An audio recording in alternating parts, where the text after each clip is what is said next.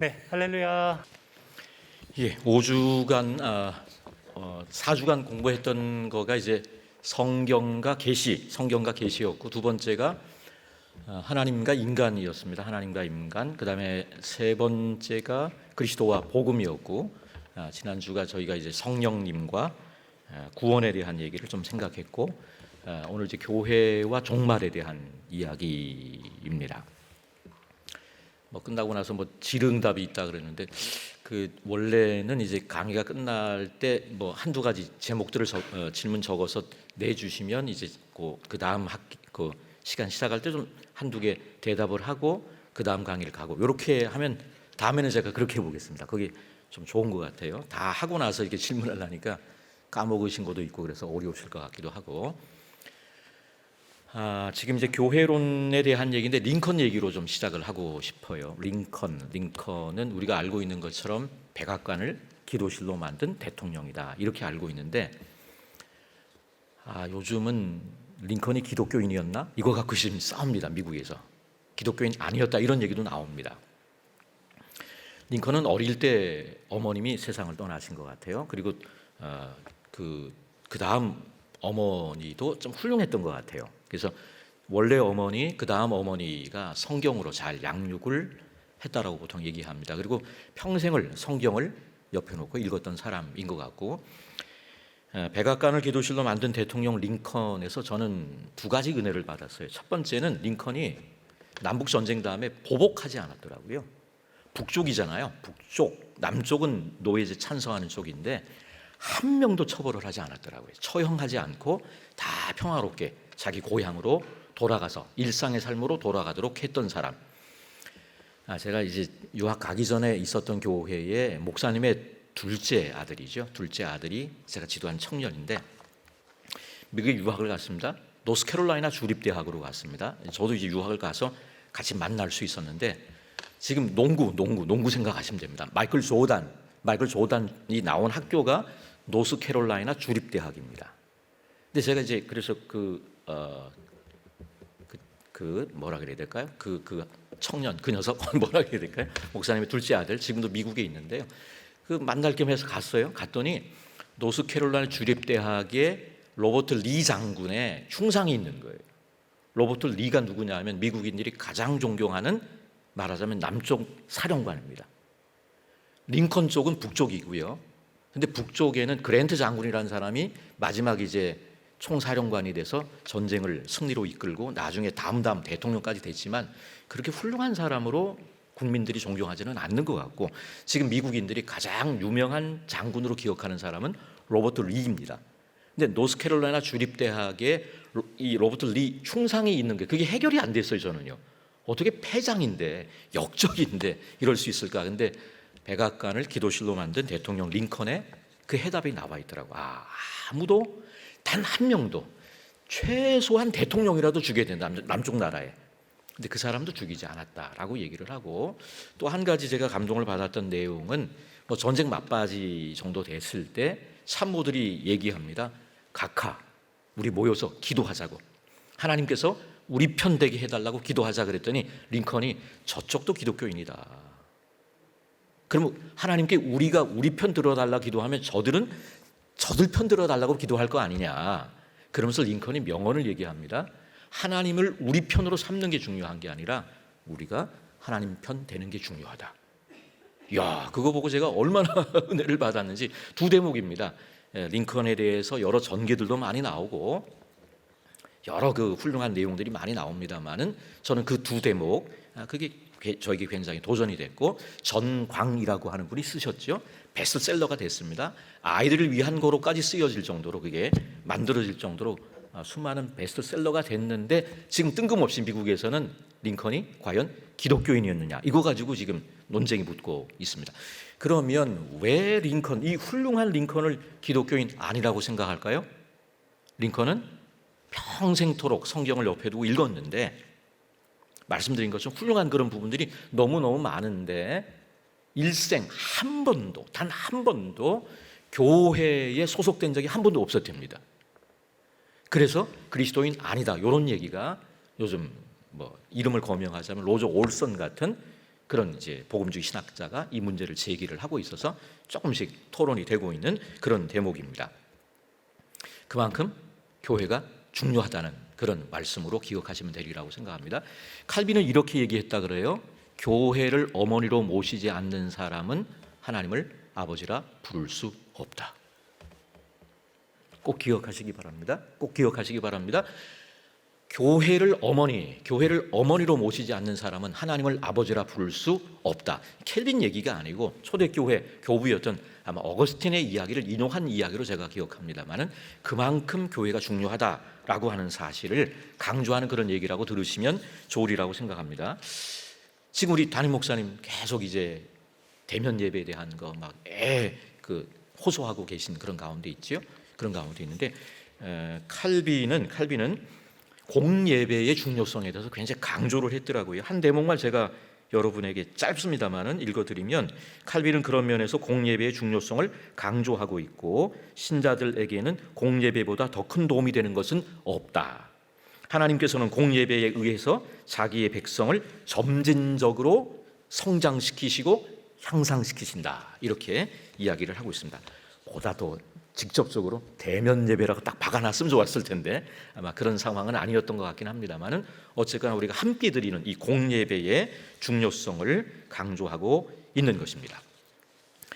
자, 우리가 조심해야 될 게 있다면 구약 성경이 있고 신약 성경이 있죠. 구약 성경이 있고 신약 성경이 있으면 구약에 이렇게 비스무라하게 신약하고 비슷한 거 갖다 탁탁 연결하면 대부분 틀립니다.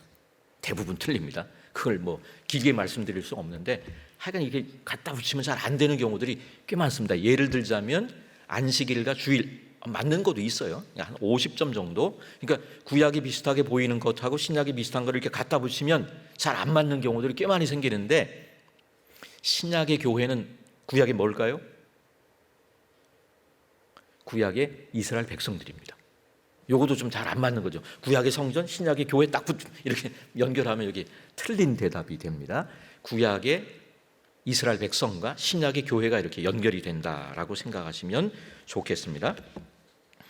그리고 교회라고 하는 말, 헬라어로는 에클레시아라고 하는 말인데 이거는요 교회 언어는 아닙니다. 일반적으로 쓰던 언어들을 그냥 가지고 와서 차용해서 쓴 겁니다. 예를 들면 여러분 강의 안에 아마 있는 것 같기는 합니다만은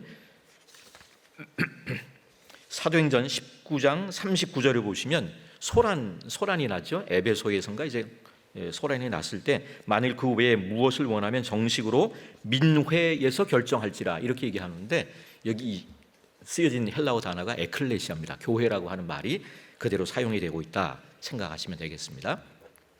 자, 교회가 굉장히 중요하다라고 하는 것을 말씀드렸는데 마태, 마가, 누가, 요한복음을 읽어보면 교회란 말이 딱 두 번밖에 안 나와요. 딱 두 번밖에 안 나옵니다. 그것도 마태복음에만 나옵니다. 마태복음 16장, 마태복음 18장 이렇게만 나옵니다. 그래서 자유주의 신학자들은 뭐라 그러냐면 예수님께서는 하나님 나라를 외치셨는데 제자들은 교회를 만들었다라고 엉뚱한 소리를 합니다. 왜? 성경이 많이 안 나오니까. 딱 두 군데 나오는데 그게 여러분 이 강의 안에 있을 겁니다. 마태복음 16장이죠. 한번 읽어보실까요? 그 베드로가 신앙 고백을 하는 그런 대목이죠. 그런 대목. 일단 먼저 그 구약의 이스라엘 백성들이 신약의 교회라고 했는데 사도행전 7장 38절을 먼저 읽겠습니다. 함께 읽겠습니다. 신의 산에서 말하던 그 천사와 우리 조상들과 함께 광야 교회에 있었고 또 살아있는 말씀을 받아 우리에게 주던 자가 이 사람은 이제 모세입니다. 모세가 목회자입니다.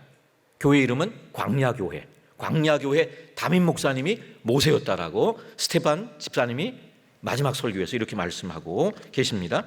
갈라디아서 6장 16절 함께 읽어봅니다.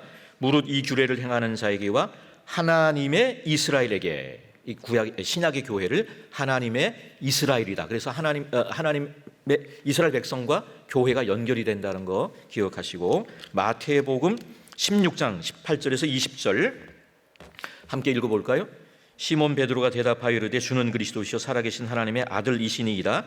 예수께서 대답하여 이르시되 바요나 시몬아 내가 복이 있도다. 이를 내게 알게 하니는 혈육이 아니요 하늘에 계신 내 아버지시니라. 또 내가 내게 이르노니 너는 베드로라. 내가 이 반석 위에 내 교회를 세우리니 음부의 권세가 이기지 못하리라.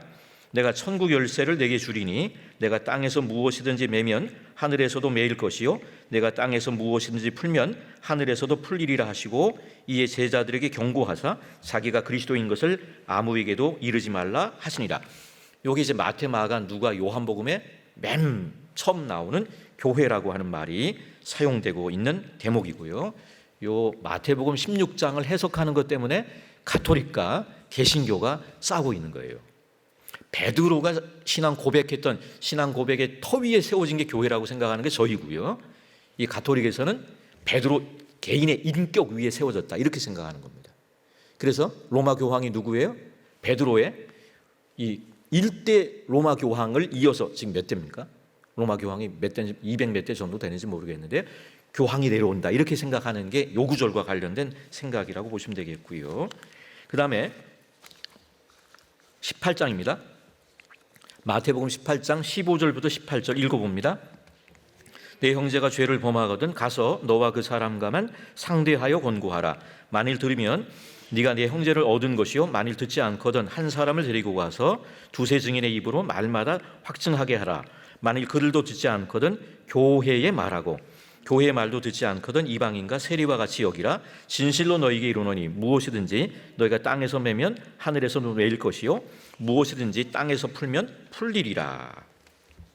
자, 그래서 이제 마태, 마가, 누가, 요한복음에 예수님의 행적을 기록한 이 4개 복음서에 교회란 말이 많이 안 나오는 거예요. 그래서 예수님은 하나님 나라를 외쳤는데 엉뚱하게도 제자들은 교회를 만들었다. 근데 실제로 예수님께서 12제자를 부르신 게 이 상징적인 행동 아니겠어요? 12제자를 왜 부르셨을까? 13제자도 부를 수 있고 10명 제자도 부를 수 있는데 왜 12명을 불렀습니까? 구약의 이스라엘 백성들 12지파를 대체하는 거예요. 그렇죠?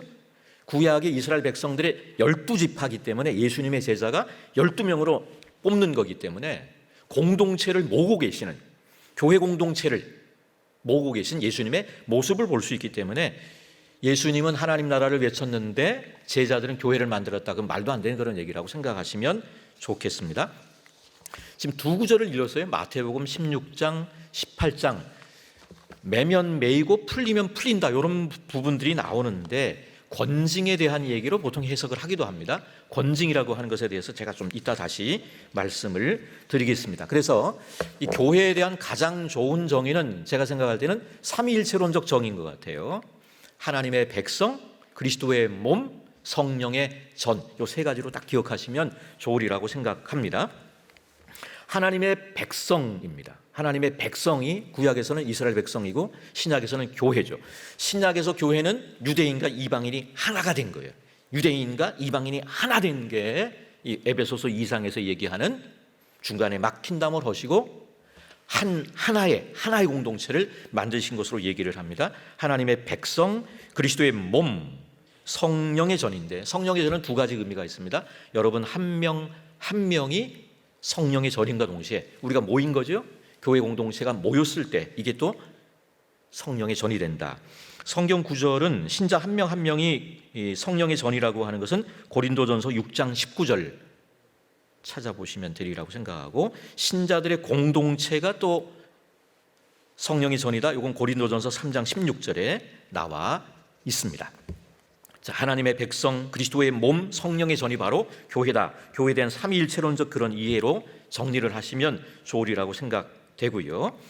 이 교회는 하나님의 나라 자체는 아닙니다. 가톨릭에서는 교회가 하나님 나라라고 생각합니다. 교회 무위론적인 생각들을 가지는데 우리 개신교에서는 그렇게 생각하지 않습니다. 그러나 그럼에도 불구하고 교회가 무엇하는 곳이냐? 하나님의 나라를 보여주는 것이죠.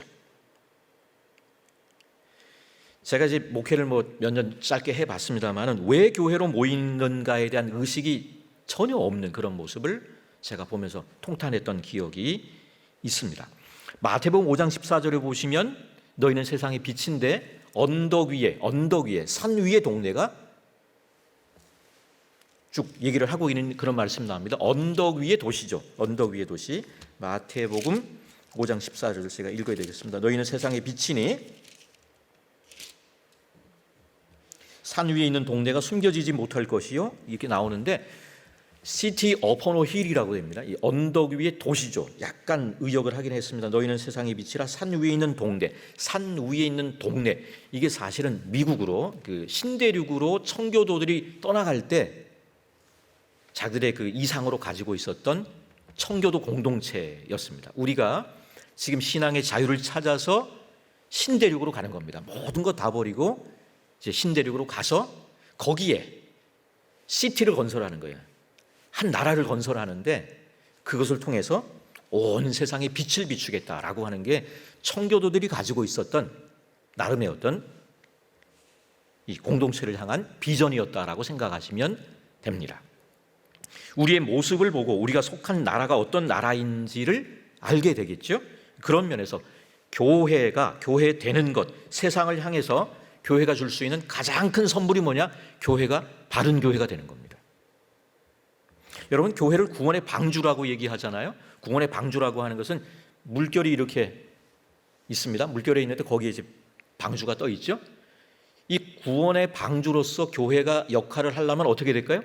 세상에 물결이 교회를 물러들면 어떻게 될까요? 구원의 방주로서의 교회의 사명은 끝장나는 겁니다.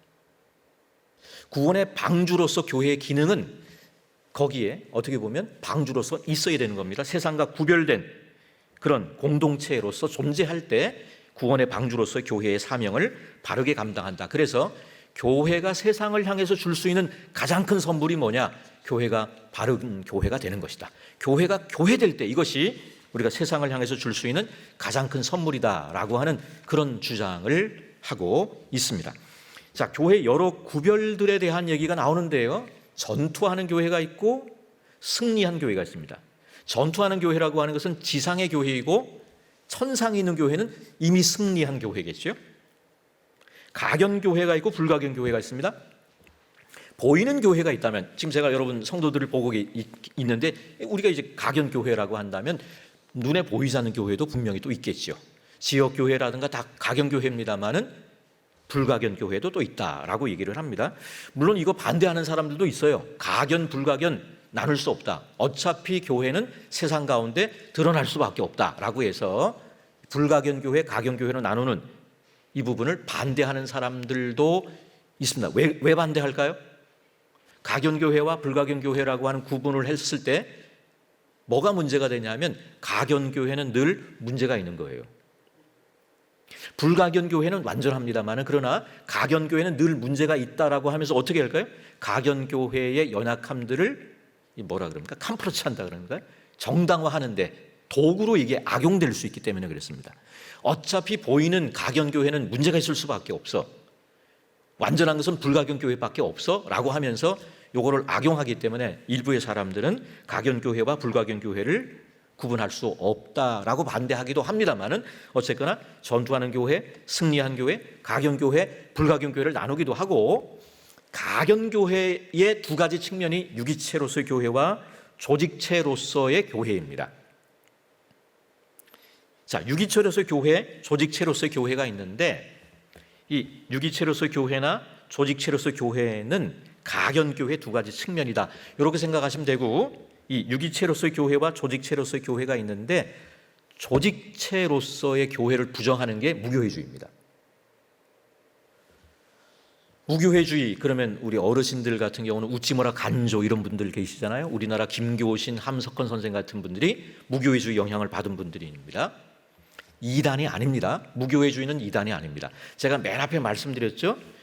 교회를 어머니라 부르지 않으면 하나님을 아버지라 부를 수 없다. 무교회주의 이단이잖아요. 그럼요. 근데 무교회주의는 유기체로서의 교회는 인정하지만 조직체로서의 교회를 부정하는 사람들을 무교회주의라 그러는 거예요. 그러니까 이단이 아니에요. 유기체로서의 교회라고 하는 것은 성령이 역사하시는 공동체잖아요. 유기적으로 역사하는 그런 부분들이고 조직체라고 하는 것은 교회 조직, 뭐 당회, 노회, 총회 이런 거 아니겠어요? 그래서 조직체로서의 교회도 우리는 인정을 합니다만은 일부의 사람들은 조직체로서의 교회에 환멸을 느끼는 사람들도 있어요. 여러분, 교단이라고 하는 게 늘 좋은 역할을 하는 것은 아닐 수도 있어요. 그래서 교단의 역할들을 최소화하고 교단이 주는 어떤 보호를 하려고 하는 게 독립교단 이런 데가 생겨나는 그런 이유입니다. 근데 그 다음 세대가 되면 이 독립교단도 똑같은 기성교단과 똑같은 그런 모습으로 되기 때문에 별 의미는 없습니다만은, 그래서 이 무교회주의에 대해서 조금 좀 오해하지 않도록, 교회를 부정하면 이단입니다. 교회 밖에는 구원이 없습니다. 천주교에서는 교회 밖에는 구원이 없다는 말을 천주교회 밖에는 구원이 없다 그러니까 틀린 말인데, 교회 밖에는 구원이 없다는 얘기가 맞는 얘기라니까요. 교회에 속하지 않고서는 그리스도인일 수 없는 거예요. 링컨에 대한 논란이 일어나는 얘기가 거기에 있는 겁니다. 교회 밖에 구원이 없는 거예요. 근데 무교회주의자들이 교회를 부정한다. 근데 교회를 부정하지 않고, 그래서 주일마다 모여요. 자기들도, 무교회주의자들도 자기들끼리 모여서 함석권 선생 같은 것도 자기가 설교했습니다. 그 설교 깊이가 대단해요. 그래서 이 부분 오해하지 않도록 하시기를 바랍니다. 전투하는 교회가 있고 승리한 교회가 있고, 이 지상의 교회에 대해서 이제 가견교회와 불가견교회를 나누기도 하는데, 가견교회의 유기체로서 조직체로서의 교회가 있다, 이렇게 생각하시면 되겠고, 그 다음에 나오는 게 이제 교회의 속성인데요. 요거는 우리가 사도신경 때 고백하는 내용에 요 내용이 나옵니다. 거룩한 공회, 원 홀리 캐토릭 처치를 고백하는 거예요. 원 홀리 캐토릭인데, 원이 이제 통일성이죠. 통일성, 거룩성, 캐토릭은 카톨릭 교회를 얘기하는 게 아니고 교회의 보편성을 고백하는 겁니다. 그래서 통일성, 거룩성, 보편성, 사도성에 대한 건 지금 빠져 있고요. 사도성에 대한 건 빠져 있고, 거룩한 성공회예요. 성공회입니다. 그래서 성공회 이름이 여기서 나온 겁니다. 사도신경에서 나온 거예요. 거룩한 공회를 믿는다. 이거를 이제 한문으로 바꾸면 성공회가 되잖아요. 성공회의 이름이, 영국 성공회 이름이 이 사도신경에서 따가지고 나온 겁니다. 통일성, 거룩성, 보편성, 사도성인데, 이 얘기는 제가 오카는 목사님 얘기를 좀 하겠습니다. 오카는 목사님의, 지금 이제 오정현 목사님이 그 칼 세미나리를 하시죠. 칼 세미나, 뭐 콜드, 뭐 평신도를 깨운다, 뭐 그런 것 같은데, 칼 세미나를 저도 부목사한테 받았거든요. 오카는 목사님이 하시는, 부산에 가서 세종학교에서, 물론 강사는 이제 오카는 목사님인데, 칼 세미나 1강이 뭐냐면 광인론입니다. 지금 제가 어제 신문에 보니까 오정현 목사님 1강의는 뭔데 그거 뭐 기억을 못 하겠네요. 한제 첫 번째 오정현 목사님 첫 번째 강의는 광인론입니다. 그 광인론의 내용이 뭐냐면 제자 훈련에 미쳐야 된다. 세 번 미쳤다. 그리고 실제로 이 사랑의 교회 제자 훈련 세미나를 월요일, 화요일, 수요일, 목요일 정도 되면요, 모인 사람들이 거의 다 미쳐요. 제자 훈련에 불을 받은 거야. 하고 막, 그러면 이제 목요일 날 저녁, 금요일 날 정도 되면 제발 목사님들 가서 지역 교회로 돌아가셔서 막 하지 말라고. 대부분 그렇게 해서 목사님들 건강에 문제가 생깁니다. 그래서 1강은 광인론인데, 마지막 목요일, 금요일 정도 되면 목사님들 제발 속도 조절하시고 여러분 건강 챙기시고, 이런 거로 이제 당부하는 쪽으로 분위기가 바뀌어지는데, 지금 저희 교회론과 관련해서는 오카노 목사님이 켈빈의 유학을 가신 거예요. 이 얘기가 길어지면 안 되는데요. 오카노 목사님이 얼마나, 표현을 좀 용서하십시오, 독종이라고 생각하시면 됩니다. 얼마나 그러니까 선구자적인 분이셨다. 유학을 가야 되는데 어제까지, 오늘 유학을 가면 어제까지 청년들 데리고 수련회 갔다 와서 보따리 싸가지고 부모님, 그 자녀들과 사모님은 시골에 시댁에 갖다 박아놓고 혼자 유학 갔어요. 그럴 정도로 약간 좀 비정상적인 그런 분이라고 생각하시면 될 것 같고, 그래서 가서도 사실은 이제 자꾸 목회하느라고. 그리고 제가 이제 켈빈의 유학을 저는 갔는데요. 켈빈에 있던 그 교회 개척하신 분이 오카는 목사님이시더라고요. 그래야는 에피스 한인교회 일대 목사님이 오카는. 그리고 저는 이제 켈빈에 다니면서 또 목회를 또 했어요. 한 2시간 반 정도 되는 세기노라고 하는, 지금 중부 미시간 소망교회인데, 거기에 제가 갔어요. 3대인가 4대 목사로 갔더니 1대 목사가 누굴까요? 또 오카님이야. 오카는 목사님이 9개월 계셨더라고요. 9개월 계시고 웨스트민스터 저 남쪽으로 내려가셨는데, 지금 저희 교회론과 관련해서 이제 광인론에서 오카는 목사님이 얘기하십니다. 그래서 웨스트민스터로 가서 군의 서점에서 한스 퀸이라고 하는 신부님이에요. 신부님. 한스 퀸의 교회론을 읽고 유학을 중단하고 돌아와서 개척한 교회가 사랑의 교회입니다. 사도성을 발견했다. 이 오카는 목사님의 광인론의 강의에 의하면 지금 통일성, 거룩성, 보편성, 사도성에 대한 얘기를 한스 퀸이라고 하는 신부님인데요. 신부님인데 작년인가 돌아가셨을 건데요. 가톨릭 신부인데요. 구원론이 저희랑 비슷합니다. 교회론도 저희랑 비슷해. 그러니까 가톨릭이 안 좋아하죠.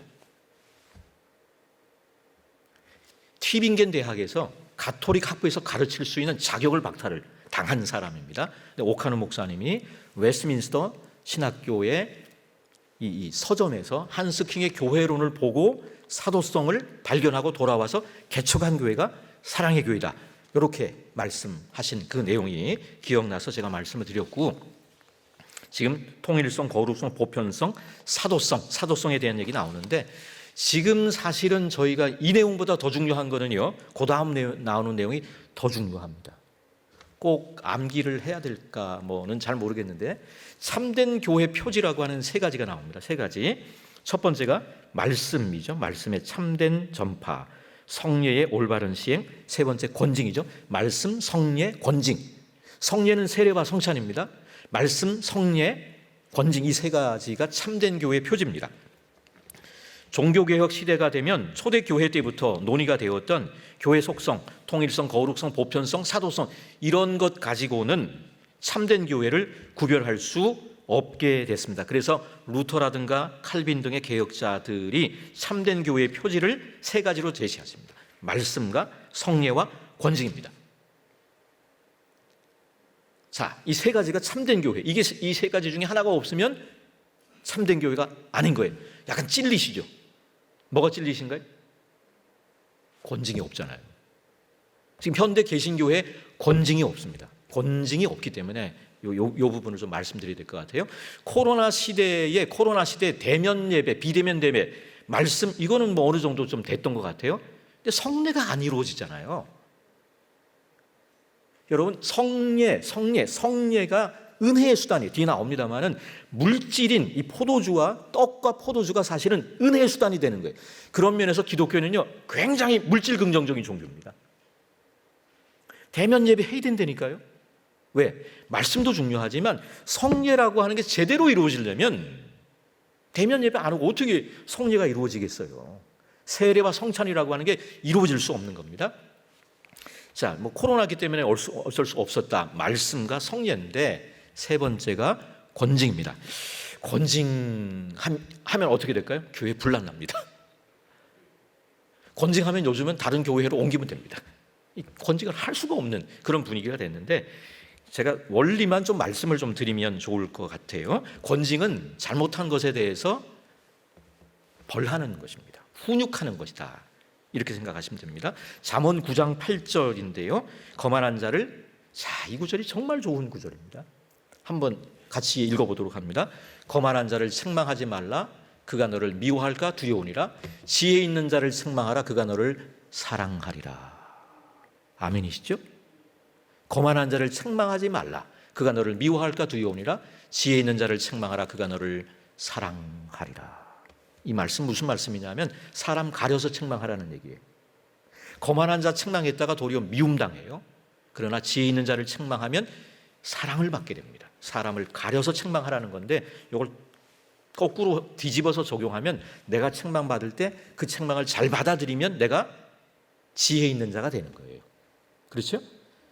어떤 책망을 내가 들을 때 그 책망을 잘 받아들이지 못하면 내가 스스로 거만한 자임을 드러내는 게 됩니다. 제가 청년들을 지도할 때 이렇게 가르쳐 놓은 거예요. 이렇게 딱 가르쳐 놓고 야단을 치는 거죠. 어떻게 될까요? 스스로 거만한 자가 되지 않기 위하여, 지혜로운 자임을 증명하기 위해서 막 눈물이 쏙 날 정도로 야단을 쳐도 다 참아냅니다. 저는 뭐 내비게이터 영향이 좀 있는데요. 선교단체나 이런 데서 제가 좀 접하면서 배웠던 게 뭐냐면, 교회 안에서 너무 연약하게 가르치는 것 같아요. 용서하시고 들으십시오. 제가 목사가 된 상태에서 내비게이터 가서 배웠어요. 저희 담임 목사님이 오카노 목사님하고 이렇게 친하셔서 제자 훈련을 열심히 하시는 교회인데, 내비게이터 가서 배우라고 저에게, 부목사인데 허락하셔서 목요일 날마다 가서, 지금 원장이세요. 내비게이터 대표신 윤영섭 원장님한테 이제 제자 훈련, 성경 공부를 하게 되는데, 뭐 집사도 아니죠. 근데 우리보다, 신학 한 사람보다 더 월등한 거예요. 장로교 목사 2명하고 침례교 목사 1명, 감리교 목사 1명, 4명이 공부를 했는데요. 목회 현장에서 당하는 문제들 탁탁 질문하죠. 성경 가지고 딱딱 대답합니다. 성경 가지고 탁탁 대답이 나와요. 이야, 대단하더라고요. 자, 근데 이 목요일 날 제가 예비군 훈련이 꼈어요. 예비군 훈련이 껴서 그래서 수요일 날 이제 전화를 했죠. 그 이제 성경 공부 그 어레인지 하시는 그 나이 어린 30살 정도 조금 넘은 저보다 나이가 어렸던 것 같아요. 전 내일 이제 성경 공부가 있는데 제가 못 갈 것 같다고 예비군 훈련 가야 된다고.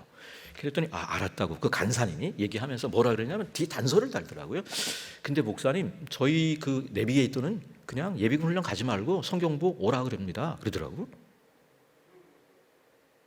그리고 전화를 끊었어요. 예, 그런가요? 그래서 전화 끊었어요. 예배를 제가 드리는데 수요일 예배를 드리는데 집중이 안 되는 거예요.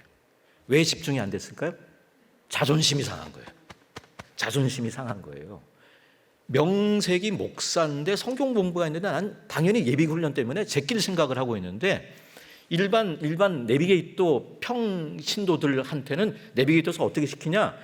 그럴 경우는 예비군 훈련을 제끼고 1.5배로 페널티를 받으라 그랬답니다. 하루를 빠지면요 1.5일을 해야 됩니다. 벌칙이 1.5예요. 그래서 제가 어떻게 했을까요? 수요일 예배 시간에 자존심이 많이 상했어요. 기분도 많이 나빴어요.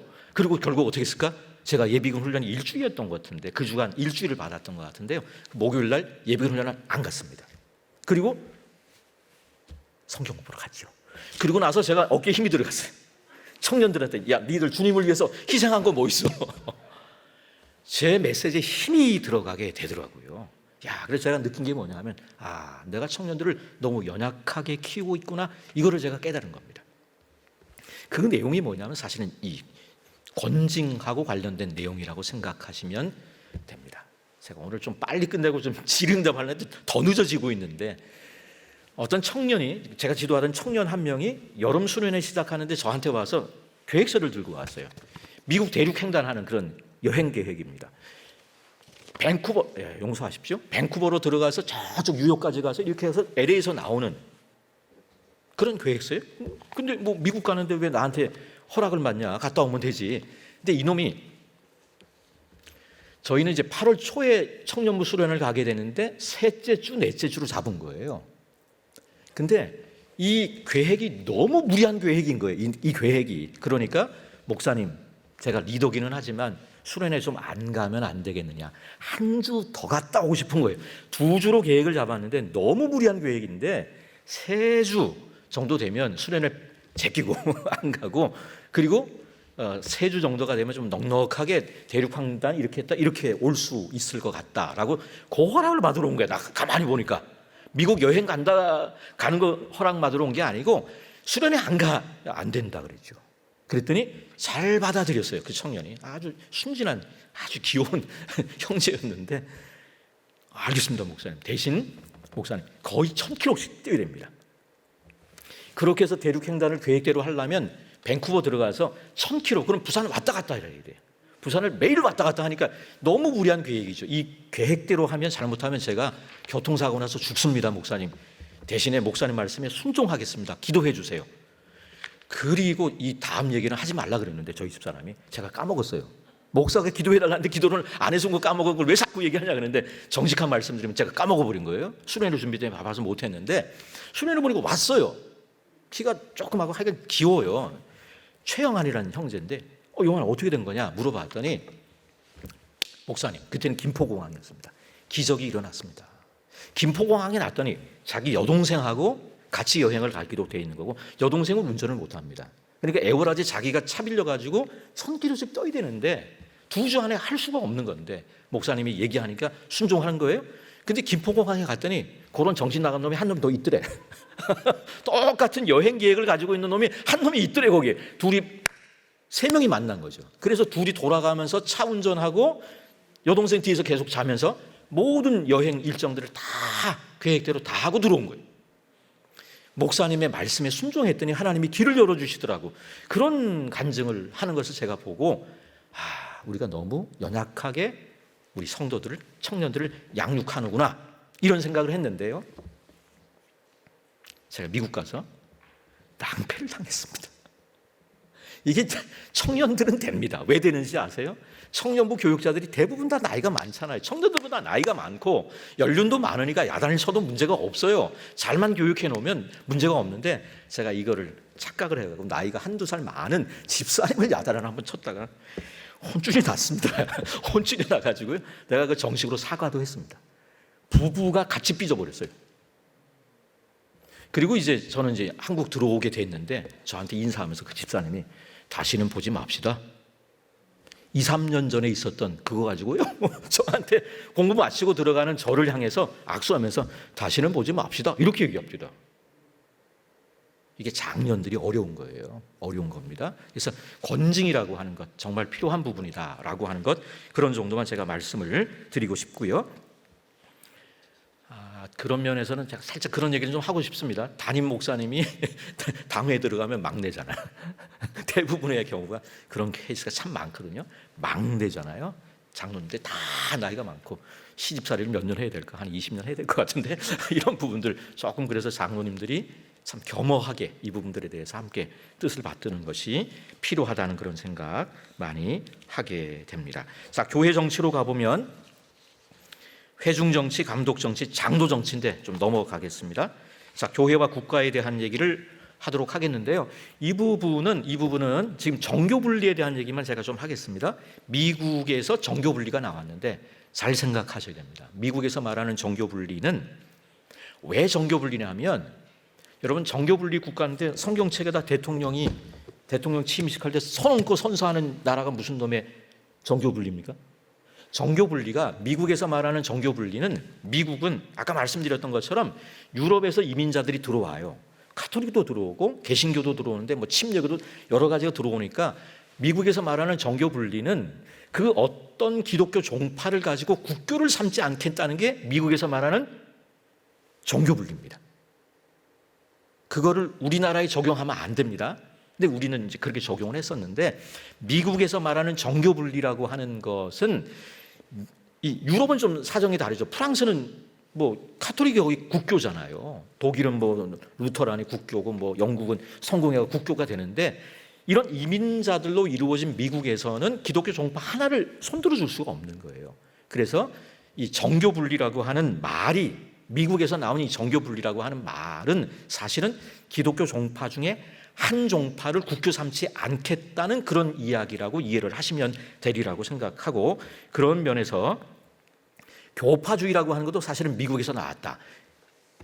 그 지역에 딱 한 교회만 있는 거예요. 근데 이제 미국에서는 한 동네 안에 감리교, 뭐 장로교, 침례교, 성공회 이렇게 섞여 있게 되면서 서로 경쟁하는 듯한 그런 모습들, 교파주의가 미국에서 나왔다, 이렇게 얘기하고, 그런 부분에서 정교분리를 얘기하면서 대통령 취임식 때 성경 위에 손 얹고 선서하는, 이렇게 하겠네요. 이렇게 선서하는 나라가 그런 면에서 종교분리, 그리고 이 성경 번역을 하면 대통령에게 이 헌정을 합니다. 대통령에게 뭐 RSV 영어 성경이 번역된 거를 가지고 대통령한테 헌정하기도 하고, 그런 모습들이 있기 때문에 교회와 국가에 대한 거 오해가 없으시도록 하시고, 그 다음에 직원들에 대한 얘기 나옵니다. 특별 직원들, 그 다음에 일반 직원에 대한 얘기 나오는데, 자, 일반 직원에 대한 얘기가 나오는데 장로, 목사와 교사, 집사가 나오고, 권사제도는요, 권사제도는 우리나라에만 있는 그런 제도라고 생각하시면 됩니다. 왜 그랬을까요? 왜냐하면 우리나라 여성도들의 헌신이 워낙 특출났기 때문에, 초대교회 때부터 이제 전 세계에 유례가 없는 소위 말하는 권사제도가 우리나라에 생겼다. 안수 없는 항존직이었다. 지금은 이제 여성들도 안수가 되기 때문에 안수하게 돼 있는 그런 가운데 있다고 생각하시면 될 것 같습니다. 그 다음에 나오는 얘기를 보죠. 그 다음 이 은혜의 방편인데요. 교회론에서 가장 중요한 것은 참된 교회 표지, 말씀, 성례, 권징이라고 그랬죠. 말씀, 성례, 권징, 그리고 은혜의 방편이 말씀과 성례예요. 말씀과 성례인데, 말씀과 성례인데 기도를 넣느냐 마느냐를 가지고 약간 좀 그 논란이 좀 있습니다. 우리나라 보수적 신앙에 영향을 끼친 세 가지가 있다고 제가 생각하는데, 웨스트민스터 소위리 문답, 장로교 쪽에서 잘하신 분들은 세례문답할 때 이거 가지고 했습니다. 세례문답, 사람의 제일 되는 목적은 무엇이냐? 하나님께 영광 드리고 영원토록 그를 즐거워한다. 초대교회 때부터 교인들 세례 교육 위해서 이게 채택이 됐고, 두 번째가 이제 신학교에서 배우는 거는 벌코브 조직 신학이에요. 근데 또 한 가지가 이제 존 버넷의 철로 역정, 이 세 가지 정도가 저희 나라 보수적인 신학에 영향을 끼쳤는데, 벌코브 조직 신학에는 기도가 빠져 있습니다. 이게 문제예요. 사실은 벌코브 조직 신학으로 우리나라 보수적인 조직 신학의 토대를 놨는데 거기에 기도가 없어요. 은혜의 방편에 기도가 빠져 있고요. 웨스트민스터 소위른 문답에는 기도가 들어가 있습니다. 은혜의 방편에 찰스 하치, 이름 모르셔도 됩니다. 이런 분들은 은혜의 방편에 기도가 들어가 있어서 우리 개혁주의 생명신학에서는 말씀, 기도, 세례와 성찬으로 은혜의 방편을 얘기한다. 다른 좀 벌코브 조직 신학에서는 이 기도가 빠져 있고 그게 약점인 거로 보통 이야기를 합니다. 자, 참된 교회의 표지가 뭐라 그랬죠? 말씀, 성례, 권징이라 그랬죠. 참된 교회의 표지 말씀, 성례, 권징이고, 은혜의 방편은 뭐라고요? 말씀과 기도, 그 다음에 세례와 성찬. 요렇게 이 교회론에서는 이게 가장 중요하다 생각하시면 됩니다. 참된 교회의 표지가 말씀과 성례와 권징이다. 권징이 지금 교회 안에서 잘 이루어지지 못하고 있는데 이걸 어떻게 할 것이냐 고민이 필요하다. 그 다음에 은혜의 방편은 말씀과 성례라고 했는데 여기에 세례를 넣어야 된다. 기도를 넣어야 된다. 이런 정도로 이 교회론을 마무리를 하면 좋겠고요. 종말론으로 들어가 보도록 합니다. 자, 종말론은 개인 종말론이 있고 일반 종말론이 있습니다. 개인 종말론은 육체의 죽음, 영혼 불멸 이런 것들을 얘기하고, 일반 종말론은 그리스도의 재림이죠. 우리 인생의 마지막 날은 내가 죽는 날일 수도 있고 주님이 재림하는 날일 수도 있습니다. 어느 날이 먼저 있었는지 우리는 알지 못하죠. 그렇죠? 그래서 이 부분, 육체의 죽음, 영혼 불멸이 개인 종말론이고, 그리스도의 재림, 천년왕국, 최후 심판, 최종 상태 이런 것들이 일반 종말론이 된다라고 생각하시면 될 것 같아요. 자, 이 부분과 관련해서 지금 그 T.S. 엘리엇의 황무디 서문에 나온 얘기를 제가 조금 좀 하도록 하겠습니다. 쿠마의 무녀에게 아이들이 물었네. 무녀야 무녀야 넌 뭘 원하니? 죽고 싶어라고 대답했다. 이게 좀 뜬금맞죠. 뜬금맞는데 T.S. 엘리엇이라고 하는 사람은 영문학자인데 미국 사람인데 영국으로 가서 기독교인이 된 사람입니다. 1920년 30년 어간에 C.S. 루이스라든가 W.H. 오든 이런 사람들, 그 다음에 요 지금 T.S. 엘리엇 이런 사람들이 영문학자들이죠. 영문학가들이 기독교인이 되는 그런 현상들이 동시다발적으로 이루어지게 됩니다. 자, T.S. 엘리엇의 황무디 서문에 쿠마 이 지역, 헬라 어떤 지역이라고, 그리스 어떤 지역이라고 생각하면 됩니다. 무녀는 무당입니다. 무당이라고 생각하시면 되고, 수천만 년 전에 아폴로 신의 신전에서 점치는 무녀가 있었는데 굉장히 용했던 모양입니다. 그래서 아폴로 신이 너무 용하니까 야, 너 참 기특하다. 네 소원대로 해주겠다라고 해서 무녀에게 묻습니다. 무녀야 무녀야 넌 뭘 원하니? 그랬더니 이 무녀가 뭐라고 대답했냐면 내 손아귀 속에 있는 먼지수만큼의 수를 주십시오. 무슨 얘기? 오래 살게 해달라는 거죠. 자, 이거를 이제 T.S. 엘리엇이 문학적 상상력을 발동해서 보니까 지금도 살아있는 거예요. 수십만 년 전에 쿠마의 무녀에게 아폴로 신이 물은 겁니다. 무녀야 무녀야 넌 뭘 원하니? 그랬더니 내 손아귀 속에 있는 먼지 얼마나 많겠습니까? 수십만 개가 있겠죠. 수십만 년 살게 해달라라고 하는 게 쿠마의 무녀가 수십만 년 전 아폴로 신에게 요청했던 거예요. 그 소원대로 돼서 아직도 안 죽은 거예요. 쿠마의 해변가에 다 뻥입니다. 다 뻥이니까 심각하게 듣지 마세요. 문학적 상상력을 발휘해서 보니까 지금도 살아있는 겁니다. 쿠마라고 하는 지역에 갔더니 해변에서 아이들이 새 조롱 속에 들어있는 무녀를 가지고 희롱하면서 놀고 있는 거예요. 수천만 년 전에 물었던 아폴로 신의 질문을 아이들이 하는 거예요. 무녀야 무녀야 넌 뭘 하나? 그랬더니 그때 내 손아귀 속에 있는 먼지수만큼의 수를 달라 그랬던 이 쿠마의 무녀가 뭐라고 대답했다고요? 죽고 싶어라고 대답했다. I wanna die. 그때는 내 손아귀 속에는 먼지수만큼의 수만큼 오래 살게 해달라고 했던 이 쿠마의 무녀가 죽을 수가 없는 거예요. 안 죽는 거예요. 그러면서 점점 작아지는 거예요. 점점 요만해진 거예요. 그래서 무녀야 무녀야 넌 뭘 원하니? 내 소나기 속에 있는 먼지 수만큼의 술을 달라고 얘기했던 쿠마의 무녀가 죽고 싶어라고 대답. 이게 이제 4월은 가장 잔인한 달 이렇게 시작하는 황무지의 서문이 이렇게 달려있는. 그래서 영생이라고 하는 것을요 길게 산다는 것로만 생각하지 마시고 주님과 함께, 그러니까 잘못 구한 거죠. 쿠마의 무녀에게 핵심적인 잘못은 뭐냐면 오래 살게 해달라는데 젊음과 함께, 그렇죠, 건강하게 오래 살게 구했어야 되는데 그냥 먼지 수만큼의 수 달라 그랬더니 안 죽는데, 그게 안 죽는 게 축복이 아니더라라고 하는 것을 우리에게 보여준다, 이렇게 생각하시면 되겠습니다. 자, 육체의 죽음에 대한 얘기가 나옵니다. 예수를 믿음에도 불구하고 우리들은 죽게 되죠. 왜냐하면 우리의 죽음은 우리의 죄를 위한 보상이 아니라 다만 죄에 대하여 죽고 영생에 들어가는 것이다. 그리고 성경 종말론의 핵심은 한번 따라 하겠습니다. 영혼 불멸이 아니라 육체 부활이다.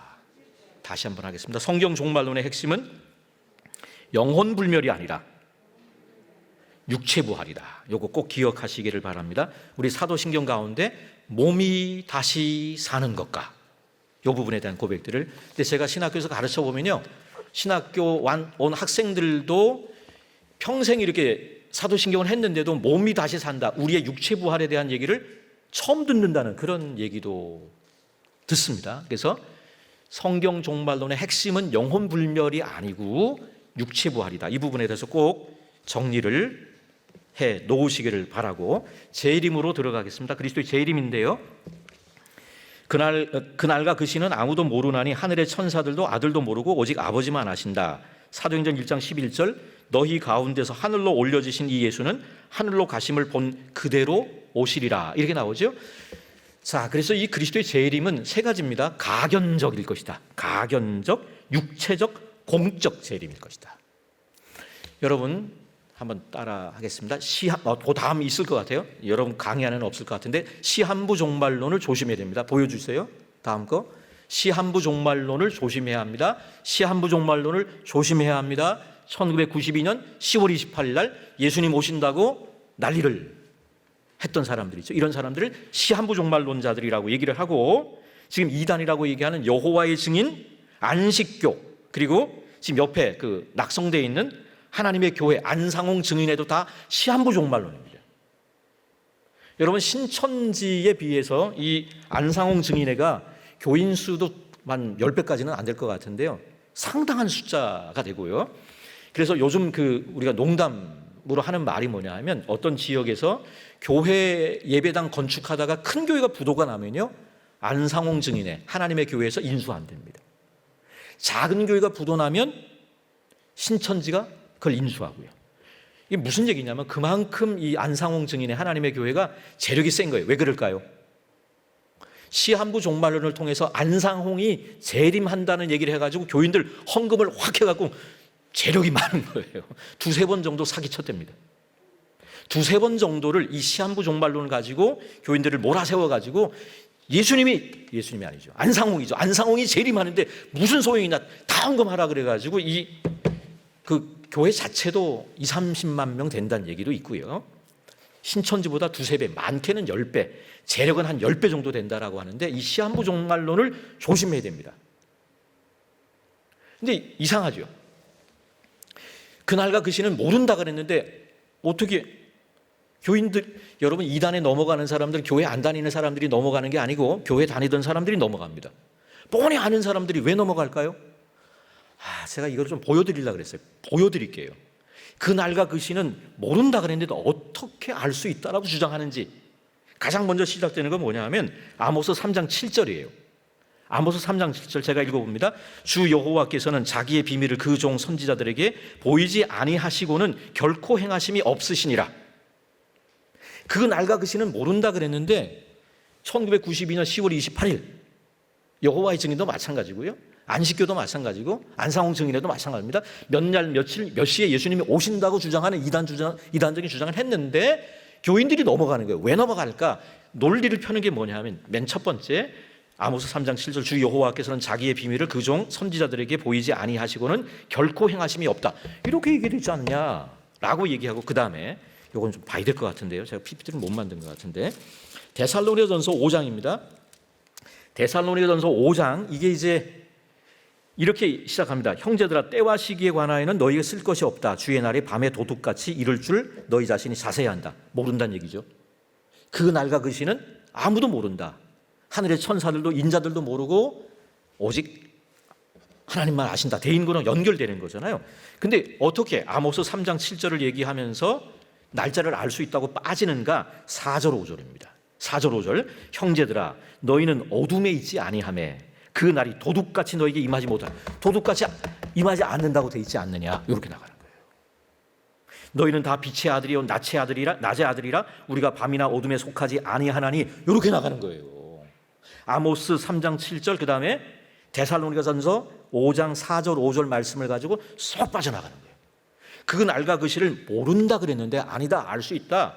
아모스 3장 7절에 하나님께서는 어떤 일을 행하시기 전에 주님의 재림은 정말 큰일 아니냐, 그게 위대한 일인데 그것 미리 알려주신다. 그리고 1992년 10월 28일 예수님 재림한다는 그 계시를 받은 사람들은 다 10대였습니다.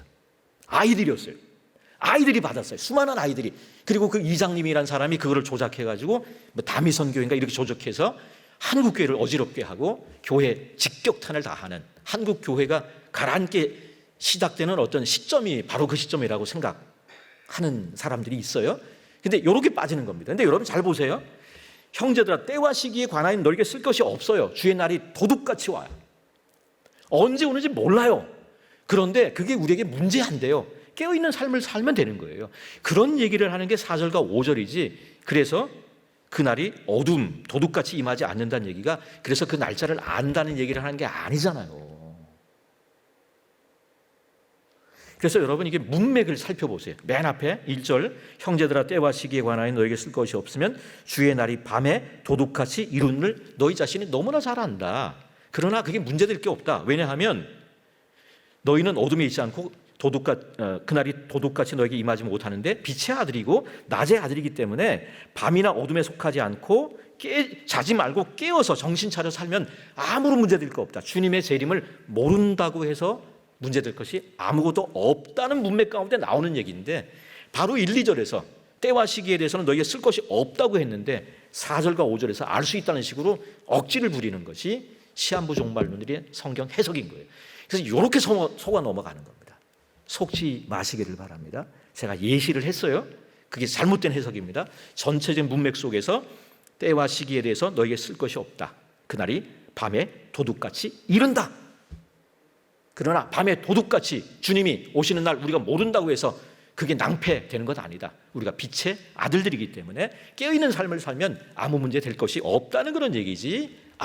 그래서 날짜를 알 수 있다라고 하는 얘기는 본문에 대한 왜곡이다. 이렇게 생각하시면 되리라고 생각합니다. 자, 나머지 내용들에 대한 거는 제가 다 못 다루는데 이 전천년, 무천년, 후천년에 대한 얘기 나와요. 전천년, 후천년, 무천년에 대한 얘기 나왔는데 그 얘기만 제가 잠깐 하고 마치겠습니다. 예수님이 재림하는 게 요한계시록 몇 장에 나올까요? 예수님이 재림하시는 게 어디 나올까요? 요한계시록 19장에 19장에 나옵니다. 19장. 요한계시록 19장에 나옵니다. 19장 뒷부분에 백마 타고 오십니다. 백마 타고 오시는 분. 그래서 요즘 우리나라의 적그리스도들이 대부분 다 백마 타고 성탄절 카드를 만든답니다. 다 이만희도 백마 타고 다 개나도나 다 성탄절 카드가 다 백마 타고. 그래서 신천지에서 나오신 신현욱 목사님이 신천지에서 20년 계셨는데 신천지가 틀렸네라고 하는 걸 깨닫게 되는 결정적인 계기가 성탄절 카드래요. 개나도나 다 백마 타고 있는 거야. 이놈들이 다 왜 백마를 타고 있지? 그게 흉내낸 겁니다. 요한계시록 19장에 나오는 백마 타고 예수님이 오시는 재림이 있어요. 그리고 20장이 천년왕국이에요. 19장에 천년왕국이 있고 19장에 예수님 재림이 있고 20장에 천년왕국이 있는 거예요. 자, 예수님이 재림하시고 천년왕국이 있다. 여기 전천년입니다. 여기 전천년입니다. 성경 요한계시록 19장 20장을 시간 순서대로 19장에서 예수님이 재림하시고 그 다음에 천년왕국이 이 땅 가운데 이루어진다라고 생각하는 게 전천년인 거예요. 그리고 이 순서를 바꿔서 생각하는 게 후천년입니다. 천년왕국이 있은 다음에 예수님이 재림하신다라고 하는 게 9,000년이라고 생각하시면 되고, 무천년은 그 1,000년이라고 하는 것은 상징적이고 지금 교회 시대를 얘기하는 것이다라고 하는 게 이제 무천년입니다. 지금 우리 그 교단의 입장, 저희 입장은 뭔가 무천년입니다. 무천년 입장이 우리의 입장이라고 생각하시면 되겠고, 저는 개인적으로는 전천년, 역사적 전천년 정도는 초대교회 때 성도들이 대부분 역사적 전천년이었어요. 그래서 역사적 전천년 정도는 열어줄 수 있지 않겠는가라고 하는 그런 생각들을 가지고, 이 부분은 조금 좀 뭐라 그럴까 좋은 방법인지 모르겠는데, 저는 박영선 목사님의 해결책이 좋은 것 같아요. 없다고 생각했다가 있으면 더 신나고. 이게 이제 박영선 목사님이라고 하는 남포교회 원로 목사님. 자, 한번 따라합시다. 없다고 생각했다가 천년왕국이요. 천년왕국이라고 하는 게 우리는 상징적으로 봅니다. 지금 교회 시대라고, 이미 천년왕국 시대라고 보는 건데, 없다고 생각했다가 있으면 더 신나고 이렇게 생각하자, 그런 정도로 생각하시면 될 것 같아요. 그래서 지금 요한계시록이 순서대로 19장에서 시간 순서대로 돼 있느냐, 시간 순서대로 보기가 어렵지 않겠느냐, 점진적 평행법으로 소위 말하는 요한계시록이 됐다라고 본다면 조금 좀 다른 해석들이 가능하다라고 얘기하고, 개혁신학의 입장, 개혁주의 생명신학의 입장은 무천년의 입장이다, 이런 정도로 생각하시면 될 것 같아요. 그리고 이런 교리는 중요한 교리는 아닙니다. 중요한 교리는 아니고, 제가 나온 고등학교는 미션 스쿨이 아닌데, 그런데도 이제 거기에 신우회가 있어서 뭐 가봤더니 막 정말 장로님 목사님들이 막 나이 드신 분들이 많을 텐데, 설교를 제가 한번 했더니 식당에 갔습니다. 4명씩 앉았는데 딱 앉으신 장로님 한 명이 전천년 무천년, 야 이게 너무 중요하지 않냐고 막 그러시더라고요. 속으로. 그게 아닌데. 그랬더니 옆에 계셨던 영등포 교회 장로님이 더 선배신데 그게 뭐가 중요하냐고 그런 얘기해서, 저도 그렇게까지 중요한 건 아니다고, 마이너하다고 그러면서 같이 얘기했던 기억들이 있는데, 하여간 전천년에서 시한부 종말론이 나오고요, 전천년에서 시한부 종말론이 나오고, 이 소위 말하는 이제 세대주의가 나오는 거예요. 전천년에서 세대주의 종말론이 나오고, 세대주의에서 시한부 종말론 이단이 나오게 되는 겁니다. 근데 전천년까지는 뭐 크게 문제는 아니라고 저는 개인적으로 생각을 하고, 침례교 쪽에서는 성경을 문자적으로 이해를 하기 때문에 전천년 주장하는 사람들이 많습니다. 저희 개혁신학 쪽에서는 무천년적인 그런 입장이다, 이렇게 생각하시면 좋겠습니다. 제가 오늘은 조금 더 짧게 하려고 그랬는데 오늘 더 길었네요. 자, 어떻게 할까요? 지금 일단 마무리를 하고 조금 뭐 질문이 있으시면 제가 답하는 그런 시간들을 가지면 좋을 것 같은데요.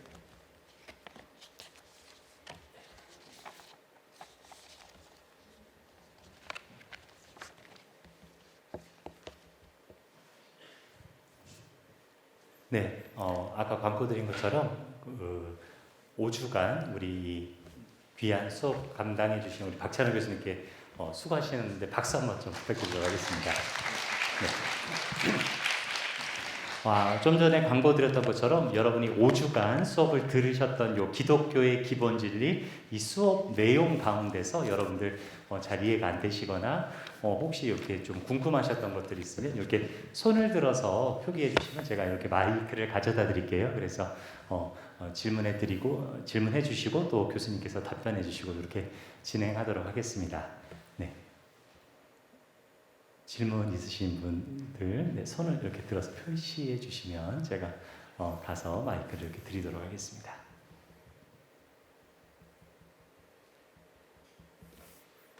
적어서 내라 그럴 거는 그런 겁니다.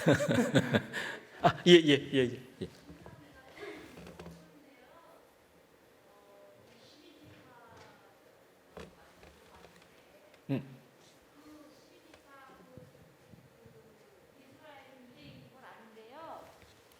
근데 우리나라는 어느 나라하고 후손이죠? 우리나라는 12지파 관련 없습니다.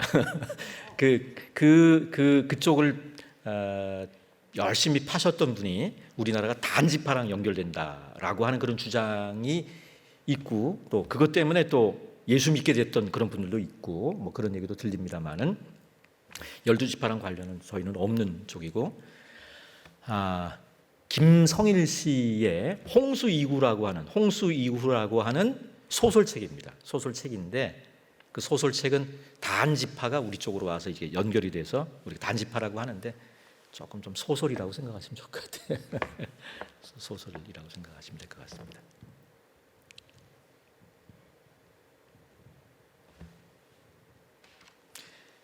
아마 담임 목사님께서 원하셨던 질의응답 시간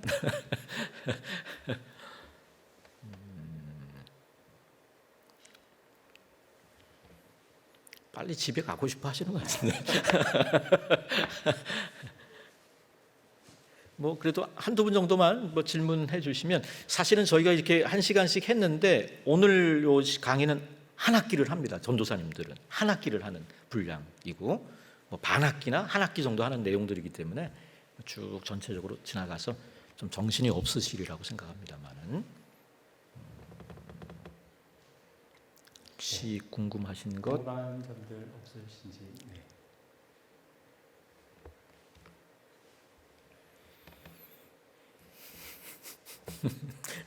배들이 고프시죠?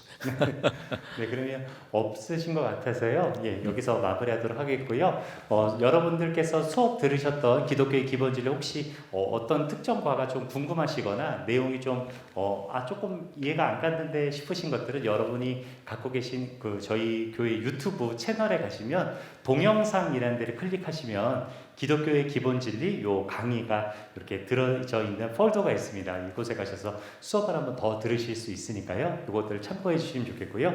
혹시 궁금한 점들 있으면 사무실로 문의해 주시면 제가 또 박찬호 교수님께 관련된 내용들 질문해 드리고 또 답변을 이렇게 전달해 드리도록 하겠습니다. 아무쪼록 한 달 동안 여러분 수고 너무 많으셨고요. 우리 주변에 계신 분들과 함께 또 박수하면서 우리 또 자유롭게 돌아가도록 하겠습니다. 수고하셨습니다. 예, 그럼 제가 기도하고 마치겠습니다. 하나님 아버지 은혜를 감사합니다. 5주간 우리 성도들과 함께 기독교의 기본 진리에 대한 것들을 함께 생각할 수 있도록 은혜를 더하신 것을 감사합니다. 우리가 믿고 있는 바 믿음의 대상 되시는 삼위 하나님, 또 우리의 은혜의 방편으로 허락하신 이 교회를 통해 우리에게 허락하시는 그 은혜를 풍족히 누리는 그런 삶을 살아가는 저희들 될 수 있도록 하나님 인도해 주시되 우리의 삶이 언제까지 계속될 것이라고 하는 착각에서 벗어나게 도와주시고 주님의 재림이 먼저일런지 우리의 죽음이 먼저일런지 알지 못하는 가운데 우리가 깨어서 경성하는 그런 삶을 살아가는 우리 모두가 되도록 하나님 인도해 주시옵소서. 진리 안에서 우리가 살아가게 도와주시고 구주 예수 그리스도와 그를 아는 지식 가운데 자라가 주 앞에 설 수 있는 우리 모두가 될 수 있도록 하나님 축복해 주옵소서. 함께 하신 주님을 찬양하옵고 예수님의 이름으로 기도하옵나이다. 아멘. 예, 고생했습니다.